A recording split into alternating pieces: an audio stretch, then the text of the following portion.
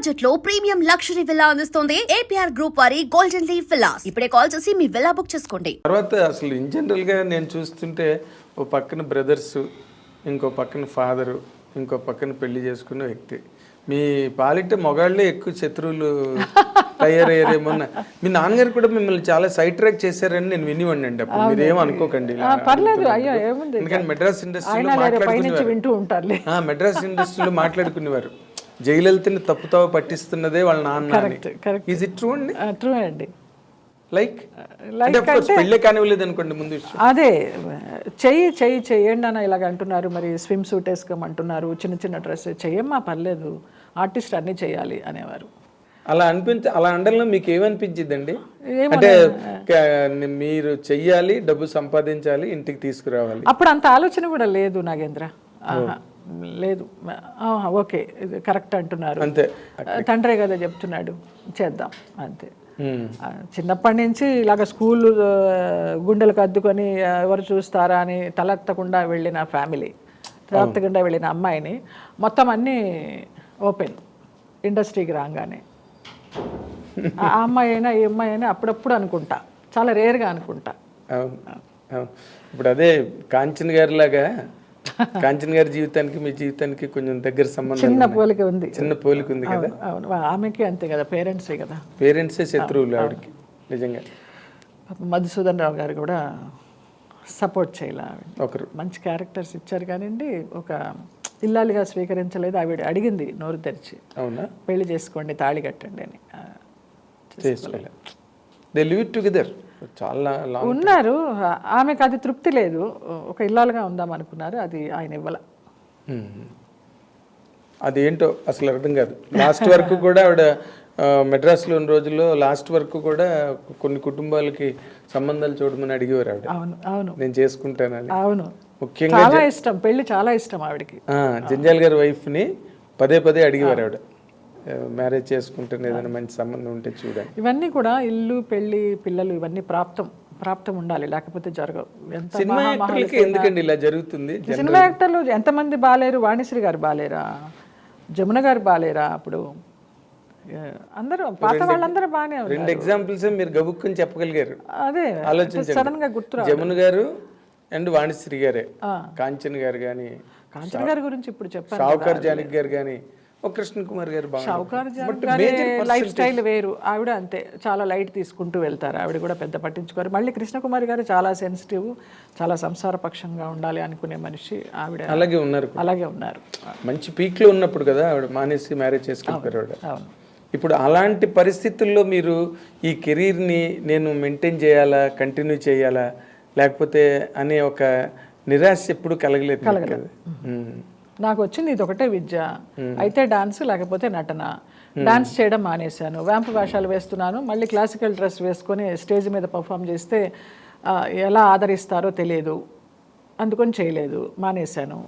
School పెట్టమన్నారు, school పెడదామంటే parents పంపిస్తారా పిల్లల్ని? ఈ వ్యాంపు వేషాలు వేసి ఆవిడ ఐటమ్ సాంగ్స్ చేసి ఆవిడ క్లాసికల్ డాన్స్ ఏం చెప్తుందని పంపించరేమో అన్నీ నాలో నేనే ఆన్సర్స్, నాలో నేనే క్వశ్చన్స్ వేసుకొని మొత్తానికి ఆ డాన్స్ ప్రాక్టీస్ని దూరం పెట్టి అంతా అలాగా షేప్ అవుట్ అయిపోయినా. తర్వాత శోభనాయుడు గారి ట్రూప్లో చేరాను. శోభనాయుడు గారు ఎప్పుడు అంటూ ఉండేవారు, మేడం ఎందుకమ్మా ఉన్న విద్యను అలాగా చంపేస్తావు, చెయ్యి నాతో బ్యాలెన్స్ చేయని. సరే ఆవిడతో బ్యాలెన్స్ చేద్దాం బాగుంటుంది కదా అని వెళితే అన్ని జెంట్స్ క్యారెక్టర్స్ ఇచ్చేది ఆవిడ. వెంకటేశ్వర స్వామి, కృష్ణ పరమాత్మ, నేను మొత్తం డాన్స్ చేసి మేకప్ తీసేదాకా ఓ జయలలిత మీరా వెంకటేశ్వర స్వామి వేసింది అని అనేవాళ్ళు. అది నాకు తృప్తినివ్వలేదు, అక్కడి నుంచి మానేసి వచ్చాను.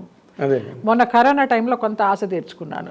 అందరూ షూటింగ్స్ లేవు, ఏమీ లేవు కదా, మా ఫ్లాట్స్లో అందరూ పెద్దవాళ్ళు చిన్నవాళ్ళు అందరూ వచ్చి డాన్స్ నేర్పు జయమ్మ, బేసిక్స్ అన్న నేర్పు అంటే వాళ్ళతో 2 నెలలు అలాగా చక్కగా సంతోషంగా గడిపాను ఆ డాన్స్ నేర్పుతూ.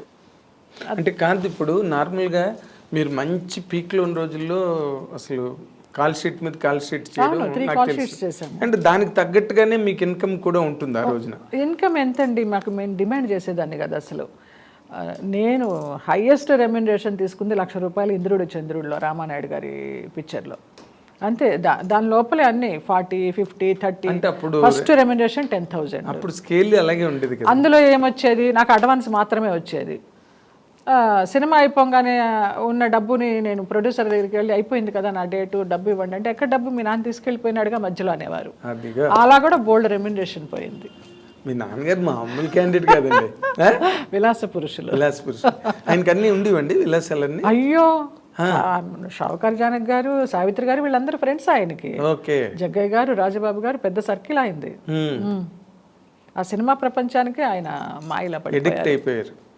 అయిపోయారు. నా పిల్ల హీరోయిన్ కావాలి, నా పిల్ల హీరోయిన్ కావాలి. హీరోయిన్ కావాలని అనుకోవడం తప్పలేదండి. దానికి తగ్గ ప్రయత్నం ఆయన చేయలేదు. నాకు తెలియదు, ఆయన చేయలేదు. సౌందర్య వాళ్ళ ఫాదర్ కూడా సత్యనారాయణ గారు పిల్లల సౌందర్య హీరోలను బాగా గ్రూమప్ చేశారు సౌందర్య.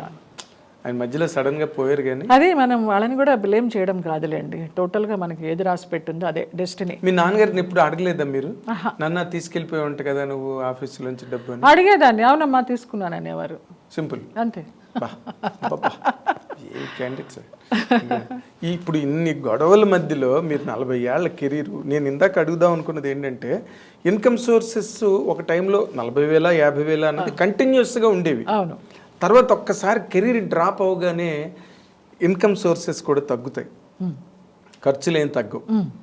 దాన్ని ఎట్లా మేనేజ్ చేస్తారు? అది మా అక్క గొప్పతనం అండి. నాతో చల్లా సిస్టర్స్ అని నా అక్క ఒక ఆమె చేసేది, శ్రీలక్ష్మి. ఆ అమ్మాయి మెయింటైన్ చేసేదండి ఇల్లంతా.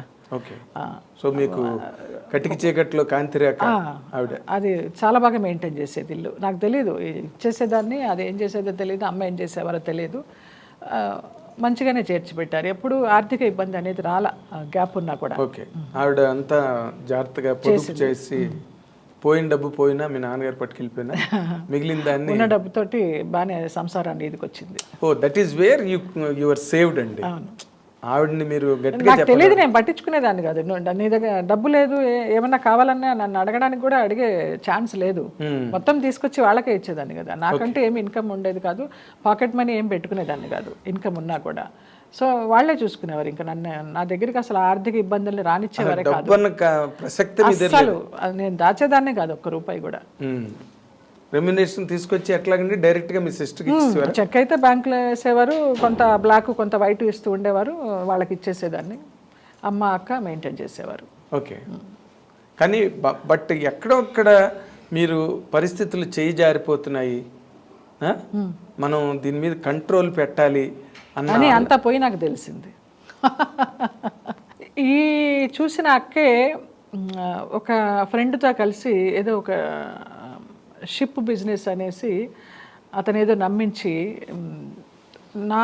నా డబ్బు, దాచిన డబ్బు ఏదైతే ఉందో దాన్ని కొంచెం కొంచెం స్వాహా చేస్తూ చేయడం మొదలుపెట్టారు. తెలీదు నాకు, ఇంట్లో ఎవరు చెప్పలేదు. నేను బయట అవుట్డోర్లకు వెళ్ళడము రావడము ఇలాగ జరుగుతుంది, కానీ అది చెప్పలేదు. ఒక రోజు డౌట్ వచ్చి అడిగేసరికి అప్పటికే చాలా పోయింది. వచ్చేస్తుంది, 100 కోట్లు వస్తుంది, 50 కోట్లు వస్తుంది, ఎక్కడికి పోదు నీ డబ్బు, ఇచ్చేస్తాము అని చెప్పేసేవారు. అది రాలా. ఎవరు, మీ అక్క బావగారు? అక్కకి మా బావగారు లేరు. అక్క నేను డాన్స్ ప్రోగ్రామ్స్ చేసేటప్పుడు, అక్క పెళ్ళయిన తర్వాత అది 3rd month ప్రెగ్నెంట్గా ఉన్నప్పుడు మా నాన్న ముందరే ఇచ్చేసేవారు మా డేట్స్, డాన్స్ డేట్స్. 1 నెల ముందరే ఫిక్స్ అయిపోయేవి. అంత బిజీ మేము చల్లా సిస్టర్స్గా. కూచిపూడి డాన్స్లో 1000 పర్ఫార్మెన్సెస్ ఇచ్చాము ఆల్ ఓవర్ ఇండియాలో. అప్పుడు ఇది కడుపుతో ఉన్నప్పుడు ఏదో డేట్ ఫిక్స్ అయిపోయింది, డాన్స్ చేయమన్నారు. మా బావేమో డాన్స్ చేయడానికి వీల్లేదు, ఇలా ప్రెగ్నెంట్, మొదటి నెలలు, అది మన అబార్షన్ అయితే నేను ఒప్పుకోను అనేసి.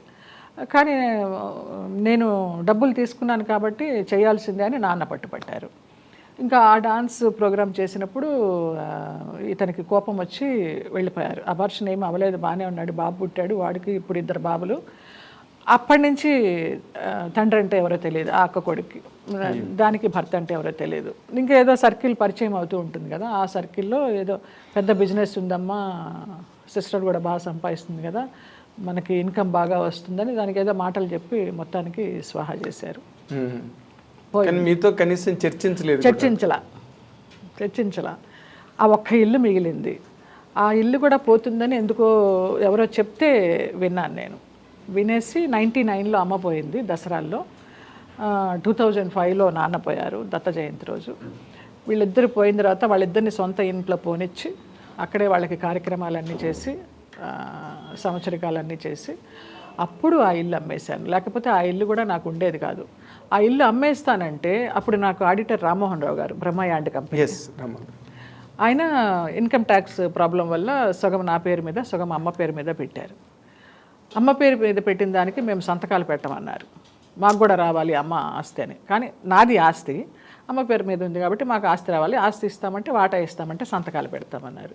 సరే పర్వాలేదు, అన్నదమ్ములు అక్క చెల్లెళ్ళకే కదా ఇచ్చేదనేసి సగం వాళ్ళకి ఇచ్చి సగం నేను తెచ్చుకొని ఆ డబ్బుతో ఇక్కడ కొనుక్కొని హైదరాబాద్లో అలా హైదరాబాద్ షిఫ్ట్ అయ్యాను. Okay okay. సో మీకు అడుగడుగునా అసలు అన్ని అవాంతరాలే, ఎక్కడ కూడా మీకు సపోర్ట్ గా ఉన్నది ఏం లేదు. ఒక సిస్టర్ మీకు ఏదో బాగున్నది ఆవిడ కొంత అనుకుంటే ఆవిడ ద్వారా కూడా మీకు అది ఏదో నమ్మేసింది, ఏదో ఎక్కువ డబ్బులు వచ్చేస్తాయి అందరం సెటిల్ అయిపోతామని ఏదో మనిషికి ఉంటుంది కదా. ఇప్పుడు ఆవిడ మీతోనే ఉన్నారండి? చెన్నైలో ఉందండి, వాళ్ళ అబ్బాయితో ఉంది. ఓకే. పెద్దక్క వాళ్ళ అబ్బాయిలతో ఇక్కడ బాచుపల్లిలోనే ఉంటుంది. పెద్దన్నయ్య చెన్నై, రెండో అన్నయ్య చెన్నై. రెండో అన్నయ్య మీకు తెలుసు, జయదేవ్, ఆంధ్రజ్యోతిలో ఫ్రీలాన్స్గా పనిచేసేవాడు. వాడిద్దరు కూతుళ్ళే నాకు బాధ్యత, నా బిడ్డల్లాగానే. ఇప్పుడు ఎక్కడున్నాడు జయదేవ్? చెన్నైలో, కొడంబాకం. ఓకే, కొడంబాకం.